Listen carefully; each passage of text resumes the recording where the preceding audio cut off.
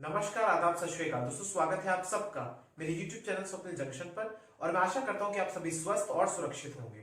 दोस्तों, अभी जो आप इस समय अपने बगल में ये तस्वीर देख रहे हैं इस वीडियो में, वो तस्वीरें हैं देश में लॉकडाउन के बाद, यानी कोरोना काल में लॉकडाउन के भीतर ही जो ट्रेन सेवा चालू हुई है, पैसेंजर ट्रेन सेवा, उसकी तस्वीर है। ये पहली ट्रेन है जो कि नई दिल्ली रेलवे स्टेशन से रवाना हुई है बिलासपुर के लिए, छत्तीसगढ़ के, और ये आप उसी के विजुअल्स देख रहे हैं। दोस्तों, निश्चित तौर पर इस बात की बहुत ज्यादा खुशी होती है और ये प्रसन्नता की बात भी है कि हमारे देश में कोरोना काल के दौरान ही, लॉकडाउन होने के बावजूद भी, इस देश में पैसेंजर ट्रेन को चालू किया गया है। धीरे धीरे ही सही, जिस प्रकार से ट्रेन, रेलगाड़ी पटरियों पर वापस लौटी, उसी प्रकार से हम ये उम्मीद लगा के बैठे हुए हैं कि हमारी जिंदगी भी जीवन की पटरी पर लौटेगी।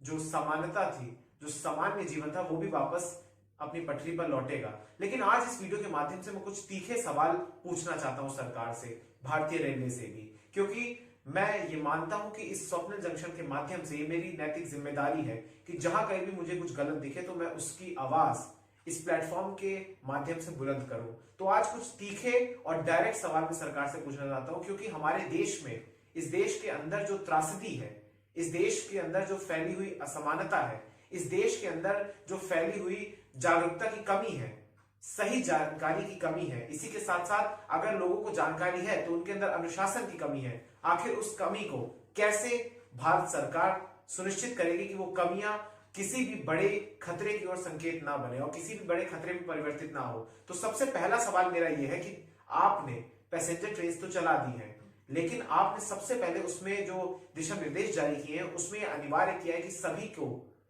आरोग्य सेतु ऐप को डाउनलोड करना चाहिए। मैं आरोग्य सेतु ऐप के विरुद्ध नहीं हूं, उसके खिलाफ नहीं हूं, लेकिन वो गरीब जिसने टिकट्स बुक करी है, सोचिए उसने किस प्रकार से पैसा जुटाया होगा, क्या क्या उसने बेचा होगा।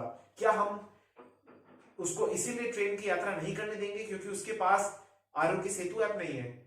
और फर्ज कीजिए अगर उसके पास स्मार्टफोन ही नहीं हुआ, अगर उसके पास स्मार्टफोन नहीं हुआ, एंड्रॉइड नहीं हुआ, तो वो किस प्रकार से अपने फोन में आरोग्य सेतु ऐप को डाउनलोड करेगा? इसका सवाल, इस सवाल का जवाब भी सरकार को देना चाहिए, क्लियर करना चाहिए, स्पष्ट करना चाहिए। इसके बाद मेरा दूसरा सवाल यह है कि देश में आप सभी जानते हैं कि इस समय श्रमिक स्पेशल ट्रेन चल रही हैं, लेकिन देश में फंसे हुए मजदूरों की संख्या इतनी अधिक है कि उन ट्रेन के अंदर बैठाकर उनको भेजना लगभग इस परिदृश्य में, मौजूदा वर्तमान परिदृश्य में तो असंभव है, क्योंकि करोड़ों की संख्या में लोग फंसे हुए हैं और इतने सारे लोग फंसे हुए हैं, उनके लिए सिर्फ सीमित रेलगाड़ियों का चलाया जाना, उसके बावजूद कैसे इन लोगों को ले जाया जाएगा, ये वाकई में टेढ़ी खीर है। और वाकई में सरकार को इस बात की भी स्थिति को स्पष्ट करना चाहिए कि आखिर वो इतनी बड़ी जो संख्या है उसको कैसे अपने अपने राज्यों में पहुंचाएगी।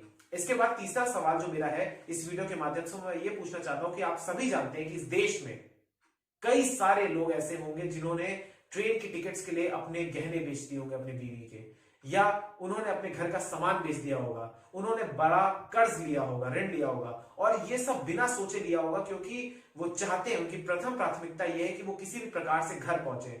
तो क्या सरकार उनका पैसा रिएम्बर्स करेगी? देखिए, ये किताबों में या ये घोषणा करते वक्त या ये प्रेस कॉन्फ्रेंस के दौरान तो ये बहुत अच्छा लगता है कि सरकार जो किराया है वो वहन करेगी खुद, वो खुद करेगी, कितना प्रतिशत राज्य सरकारों से लेगी या कितना प्रतिशत रेलवे खुद वहन करेगा। लेकिन हकीकत आप सभी जानते हैं और आप सभी ने ये वीडियोस देखी होंगी तमाम सोशल मीडिया प्लेटफॉर्म्स पर कि कई सारे श्रमिकों से उनका पैसा, उनकी टिकट का पैसा लिया गया है। तो सरकार को इस स्थिति पर भी स्पष्टता जारी करनी चाहिए, बयान जारी करना चाहिए कि आखिर किराए का क्या सीन होगा, क्योंकि ये मजदूर उसमें, या मजदूर ही हो या कोई भी गरीब व्यक्ति हो जो भी बेरोजगार हो गया हो, जिसके पास कार्य नहीं है, वो भी किसी भी प्रकार से कुछ भी करके उसने क्या क्या पता नहीं सामान बेचा होगा, उसके बाद उसने टिकट खरीदा होगा और उसको ये बात की फिक्र अभी नहीं है कि वो किस प्रकार से भविष्य में उस ऋण को चुकाएगा, क्योंकि उसकी प्रथम प्राथमिकता यही है कि वो घर पहुंचे किसी प्रकार से। तो सरकार को यह भी जाहिर करना चाहिए, जारी करना चाहिए कि आखिर वो किस प्रकार से ये पैसों का जो लेन देन है, जो टिकट का समस्या है, ये किस प्रकार से पूरा करेगी। इसके अलावा मेरा एक और सवाल यह है कि उन लोगों को जो भी ट्रेन में सफर करेंगे उनको अनुशासन में कैसा रखा जाएगा। सरकार ने, रेल मंत्रालय ने तमाम गाइडलाइंस को जारी किया, उसके बाद उसमें कहा गया कि वहां पर सबसे बड़ी प्राथमिकता होगी सोशल डिस्टेंसिंग की। तो आखिर सोशल डिस्टेंसिंग के नियम का पालन कैसे होगा, कैसे रेलवे ये सुनिश्चित करेगा, कैसे उस ट्रेन में ये सुनिश्चित होगा कि लोग अपने आसपास 2 गज की दूरी रखें? ये भी वाकई में एक बड़ा सवाल है। इसके अंत में मैं इस वीडियो के अंत में आपसे एक और सवाल के साथ आपको छोड़े जाऊंगा कि दोस्तों, निश्चित तौर पर एक ना एक दिन तो आएगा जिस दिन जीवन सामान्य होगा, जीवन को पटरी में लौटने में एक ना एक दिन जरूर आएगा। लेकिन इस समय क्या ये जल्दबाजी हो गई है? क्योंकि इस समय जब प्रधानमंत्री के साथ 11 मई को तमाम राज्यों के मुख्यमंत्रियों ने मीटिंग करी तो उसके बाद ये बात रखी गई थी। कई राज्यों के मुख्यमंत्रियों ने कहा था कि रेलवेज को चालू ना किया जाए। इसके अलावा जो रेलवेज का किराया है वो भी बहुत ज्यादा है और लोगों की संख्या भी बहुत ज्यादा है, तो रेलवे को अपना किराया भी कम करना चाहिए। मैं जानता हूं कि इस समय संकट का स्थिति है और रेलवे ने शायद हो सकता है इसीलिए किराया बढ़ाया हो ताकि बड़ी संख्या में लोग माइग्रेट ना कर पाए, लेकिन कम से कम सरकार को लोगों की मजबूरी को समझना चाहिए।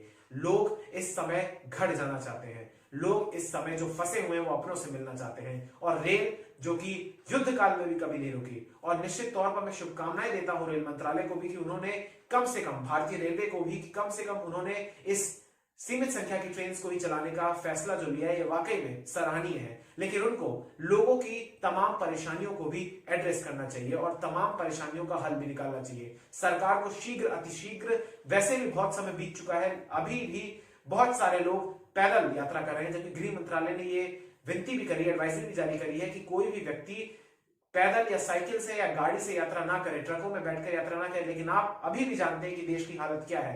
देश की हालत यही है कि लोग अभी भी टैंकरों में बैठकर, कंटेनर्स में बैठकर, छोटे हाथियों में बैठकर, बहुत सारी गाड़ियों में बैठकर या पैदल बैठकर, और लोग उनसे किराया भी वसूल रहे हैं कि वो अपने वाहन के द्वारा उनको इस सीमा को पार करवा देंगे, इस जिले की सीमा को पार करा देंगे। तो ये सारे जो इलीगल एक्टिविटीज हो रहे हैं, ये सारे जो गैर कानूनी एक्टिविटीज हो रही है, इनका भी सरकार को जल्द से जल्द एड्रेस लेना चाहिए। क्योंकि प्रवासी जो भी लोग आ रहे हैं वो भी किसी ग्रीन जोन को ऑरेंज जोन बदलने में का मादा रखते हैं और ऑरेंज जोन को रेड जोन बदलने का भी मादा रखते हैं। संक्रमण की आशंका फैल सकती है इन इलीगल गतिविधियों से भी। तो सरकार को जल्द से जल्द इन सभी चीजों को संबोधित करना चाहिए और इनका हल जल्द से जल्द निकालना चाहिए। बहुत बहुत धन्यवाद। जय हिंद।